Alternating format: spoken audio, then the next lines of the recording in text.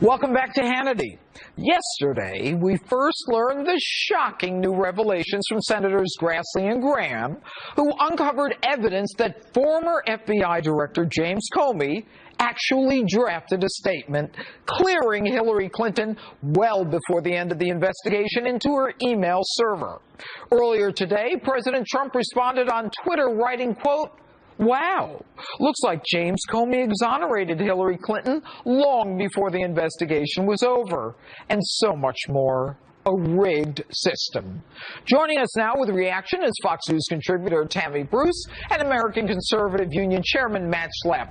All right, guys, I have to tell you, I am furious. The idea of an FBI director making a conclusion before 17 witnesses, including the target herself, are spoken to is the height of corruption, hypocrisy, and the unequal justice system in America. Tammy, am I wrong? I think you've said it perfectly there. And what this says, there's a lot of layers in this when it comes to the nature of the law and the trouble that Comey could be in. But the biggest issue is what it says to the American people, that the underlying theme of the Trump campaign, that the system is rigged, that things are not fair, that a certain political class and media class have a different set of rules for them than they have for you. Of course, in the campaign, this was highlighted by Hillary Clinton, Benghazi, the server, but now we know, and it appears, it's alleged, as we can tell, that the FBI director himself was not only perhaps protecting Hillary, but then it gives more of an impact to President Trump's allegation that, in fact, Comey was even operating against him, not saying publicly that he was innocent, or at least not in an investigation. It allows you to look back. Yes, exactly. That you're looking at a political maneuver that, in fact, gives credence to President Trump's criticisms and concerns, and that, of course, now that he was perfectly correct in firing him as well. All right, Matt, let me ask you this. You know, Mueller is a buddy of Jim Comey's, and Mueller's investigation centers on a truth-telling contest between Comey and the President of the United States. Given the fact that they're pals dating back to the John Ashcroft hospital days, and what we're learning about Comey, that it's quite possible he actually perjured himself in front of Congress by lying under oath, saying he didn't make a decision until after the investigation.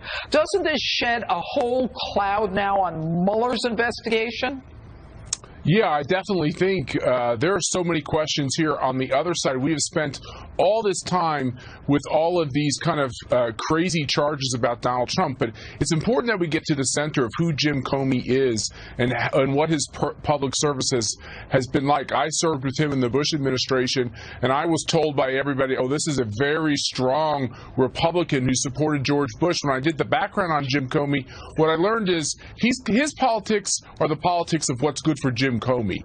And what we're also learning about is this man who views himself as kind of like the Boy Scout of ethics, is that really when you look at his statements all around this Hillary Clinton controversy, there's all types of deception. And here's what bothers me the most, Judge. You're the lawyer. I'm not. No grand jury, no subpoenas. Hillary Clinton's never put under oath.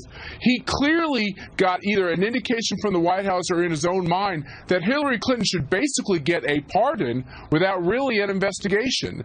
And to me, that is so disgusting because there is no question she broke laws. Well, there's no question that she broke laws, but and just so you know, I want to be really clear on one thing, Matt. You don't have to put her under oath. She lies to an FBI agent like Martha Stewart. But don't you think she should be, though? Jail. But shouldn't she be put under oath? They generally don't do it, just as a matter of policy. That's not the point. She lied, but they didn't do anything anyway. All right, Tammy. Yes, ma'am. Now there's this guy, Benjamin Wittes. Yes. He says this is his response to Comey's drafting this letter. This may come as a shock to Grassley, Graham, and Trump, but judges sometimes do a memo draft about an opinion before oral argument. Let me tell you something, Benjamin Wittes. I don't know who you are, but I've been a judge and you're wrong, and I've been a prosecutor prosecutor, you're wrong again. You don't waste your time drafting memos acquitting someone before you've heard the facts. Yeah, but look, this tells you everything you need to. He's a confidant of Comey, by the way. We know Jim Comey uses his friends to send messages to the media that he doesn't want to do. He is a small cottage industry defending Jim Comey these days. He's with the Brookings Institution, and he comes out and says this, that this is normal. You draft this memo for you know, just in case something happens. Well, the question then becomes that if you're going to do this exonerating her, why wasn't there a memo for the other side?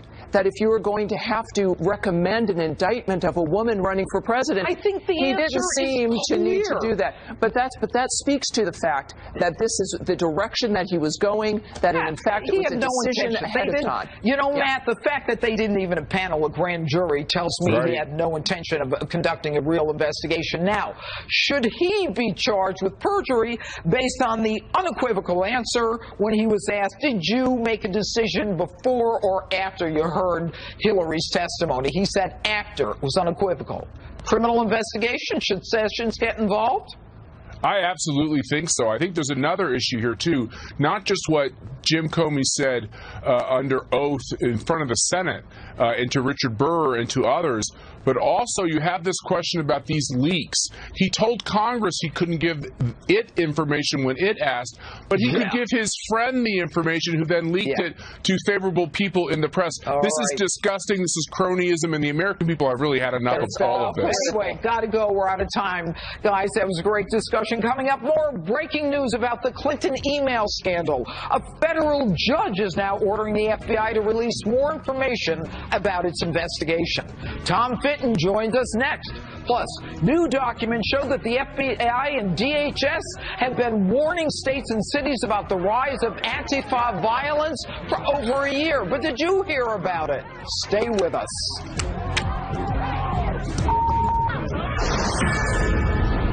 This is a Fox News alert. Recovery efforts are still ongoing in Texas as floodwaters in some areas are just beginning to recede. Steve Harrigan will join us with another live report in just a few minutes. But first, major news about the Clinton server scandal.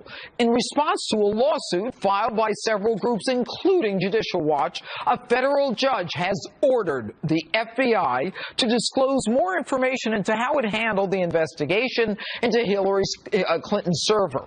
Joining us now to explain more is the president of Judicial Watch, Tom Fitton. All right, Tom, first of all, I think America owes you a thank you for all that you've done in your persistence, because had you not been persistent, along with people like Jay Sekulow, I don't know whether or not any of this stuff would have come out. But the latest is that a federal judge has said the FBI has to disclose information about the investigation that they didn't want to disclose.